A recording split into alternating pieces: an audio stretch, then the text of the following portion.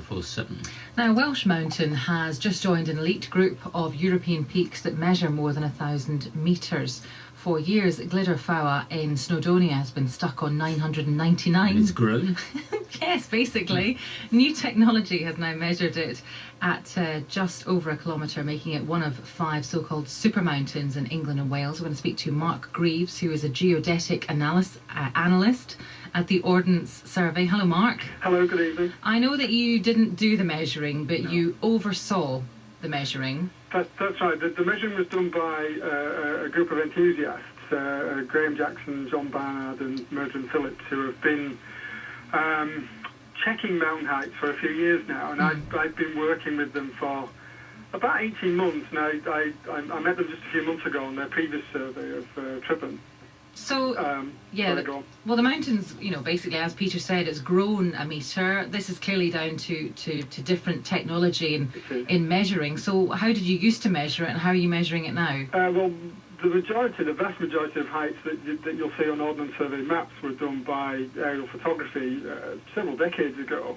And the technique and the methods at the time result in a spot height accuracy of around about 2 or 3 metres, which is perfectly adequate for a spot on a map for someone who wants to walk up a hill. But the problem is that some of the heights, like Glyder Fawr, fall very close to various magic thresholds. There are quite a large number of enthusiasts who classify mountains in certain height groupings.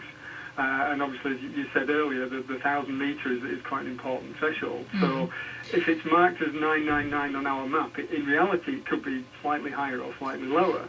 And the technology, the GPS survey technology, is now available to go up to the top of these mountains and measure them to just a few centimetres rather than just a few metres. And that's what Graham, John and Mervyn have been doing. Right, so what did they actually do? What did they physically do?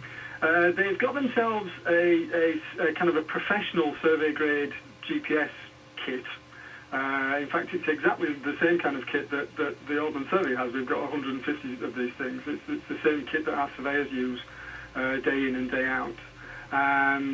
To get very accurate measurements from GPS, rather than just take one reading, you need to kind of sit still for several hours, preferably, to get very accurate results. So they took the GPS up to the top of the mountain, strapped it to the highest point, made sure it was really stable, and sat there for about 4 hours and recorded the data. And then once the data's been recorded, you can kind of do some clever processing on it with GPS data from other accurate stations around and arrive at this very accurate height. Right, and Mark, just very quickly, does it matter? It does to some people, particularly people who classify mountains. It's always nice to have the accurate final result. We've kind of verified their techniques, and we're happy for it to go on our maps. And our maps will be updated with the new height very soon. All right then, Mark, thank you very much. That's Mark Greaves. You're welcome. And thanks for all the contributions about that school in New Zealand.